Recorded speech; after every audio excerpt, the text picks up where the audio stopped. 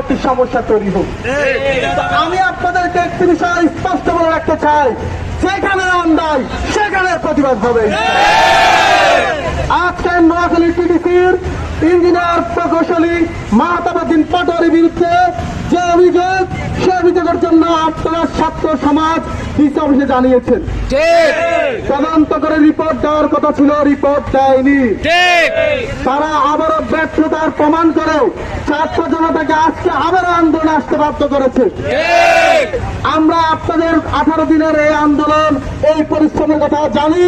আমাদের সাথে মজুব থানার ওসির সাথে কথা হয়েছে, উনি আমাদের সাথে এই বিষয়গুলো নিয়ে আরো কথা বলবেন।